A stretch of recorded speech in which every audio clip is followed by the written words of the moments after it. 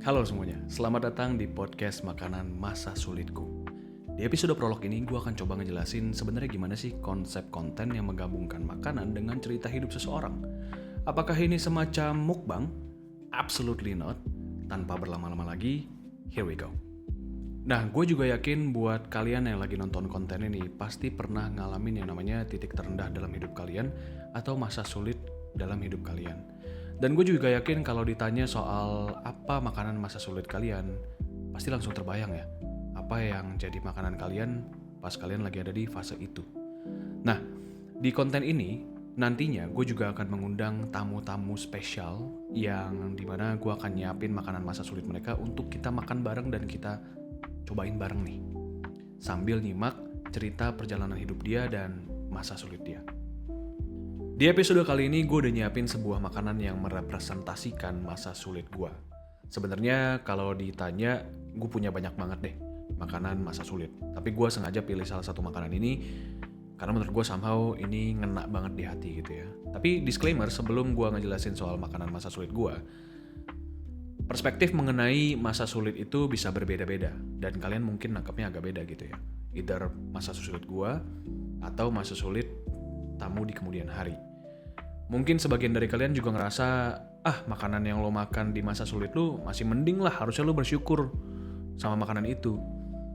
Ya nggak salah juga kalau kalian berpikir kayak gitu, tapi bukan itu poinnya. Poinnya adalah perspektif kita bisa sangat berbeda soal masa sulit.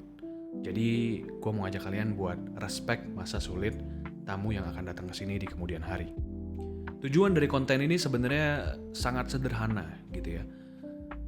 Gue berharap melalui konten ini kalian jadi bersyukur dengan makanan yang kalian lagi makan pada saat kalian nonton konten ini, atau kalian jadi terinspirasi sama cerita atau pengalaman hidup yang dibagikan sama narasumber atau tamu di kemudian hari. Intinya gue cuma pengen melalui konten ini ada orang di luar sana atau kalian yang lagi nonton jadi terinspirasi melalui cerita-cerita yang kalian dengar dan semakin semangat dalam menjalani hidup. So, ini dia makanan masa sulit gua. Di sini udah ada sepiring nasi putih yang tadinya hangat, jadi udah nggak hangat lagi, tapi nggak masalah karena kita juga punya segelas atau sebotol air hangat.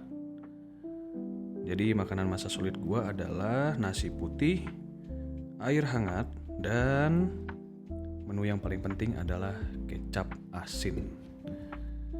Dan kecap asinnya harus kecap asin cap hati angsa. Kalau enggak afdol gitu ya. Sebagai latar belakang cerita, dari kecil itu bokap dan nyokap gue sibuk kerja gitu ya. Dari pagi sampai malam, akhirnya gue dan adik-adik gue dirawat sama kakek nenek gue. Dan suatu sore, gue inget banget nenek gue nanya, Denis, kamu mau makan apa? Entah kenapa, walaupun gue masih kecil pada saat itu ya, tapi gue sadar banget di rumah itu gak ada makanan. Seingat gue kita cuma punya beras 1 liter dan nasi yang udah dimasak. Alhasil tanpa banyak mikir, gue langsung bilang, aku mau makan nasi, air putih hangat, sama kecap asin aja. Setelah itu nenek gue ketawa dan bilang, lu yakin cuma mau makan itu doang? Walaupun dalam hati sebenarnya lumayan miris ya, cuma gue nggak pengen bikin dia sedih gitu. Jadi yang gue lakukan adalah gue tetap senyum depan dia dan gue bilang nggak apa-apa, ini juga enak kok. Gitu. Langsung kita coba aja. Ini dia makanan masa sulit seorang Denis Giovanni. Gue udah nggak tahu terakhir kali gue makan ini mungkin 25 tahun yang lalu mungkin.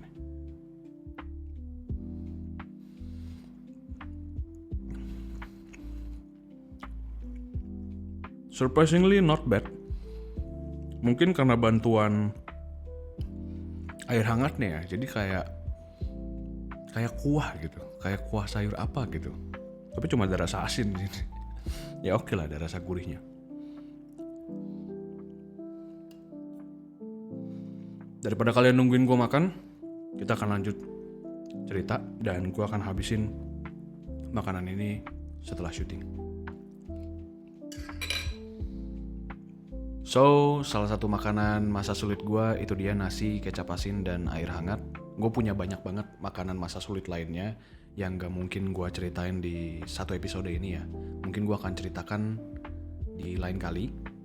Tapi intinya kalau kalian punya temen, kerabat, atau siapapun itu yang lagi ada di masa sulit, atau bahkan kalian yang lagi ada di masa sulit, yuk kita survive bareng, yuk kita fight for another day. Dan buat kalian yang udah berhasil melalui masa sulit kalian, congratulations.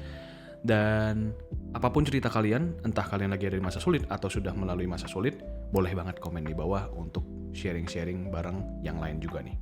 Buat kalian yang pengen cerita di kolom komentar, jangan lupa sertakan juga makanan masa sulit versi kalian. Dan yang terakhir, jangan lupa like, subscribe, dan share video ini ke teman-teman atau kerabat kalian yang kalian rasa lagi butuh inspirasi atau penyemangat nih. Oh iya, kalau kalian punya usulan tamu yang harus gue undang, kalian juga boleh komen di bawah. Nanti biar kita reka ulang makanan masa sulit beliau, siapapun itu, dan gue juga akan nyicipin makanan masa sulit mereka, dan kita simak bareng-bareng cerita perjalanan atau cerita masa sulit tamu tersebut. That's it for now. I'll see you guys next time, dan let's survive another day. Kata papa, nggak boleh buang makanannya. Mau cobain nggak? Makasih. So much better kok, beneran. Sekarang kita sudah. Tapi sekarang udah lumayan buruk sih karena udah nggak hangat lagi. Sampai ada panas. Rupanya dulu gue makan ini. Rasa ya, kayaknya lidah kita masa kecil beda.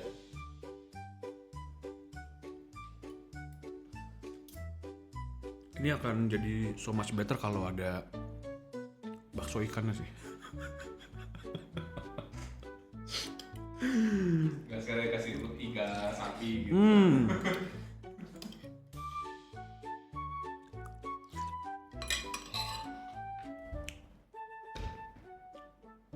Alhamdulillah. Jangan dihabisin guys. Puji Tuhan. Akhiri penderitaan saya.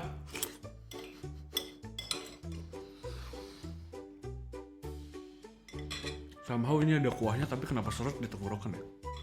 Pokoknya air doang. Gak ada kaldunya, gak ada minyaknya gitu. Mungkin harusnya tambahin minyak.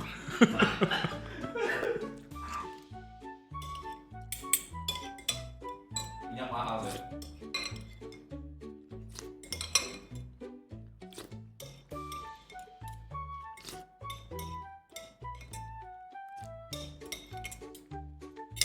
Kita dong piringnya. Wih, habis guys. Habis ya?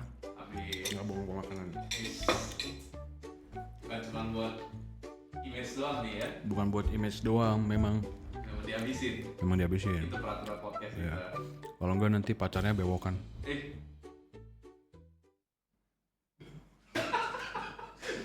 Bagus itu.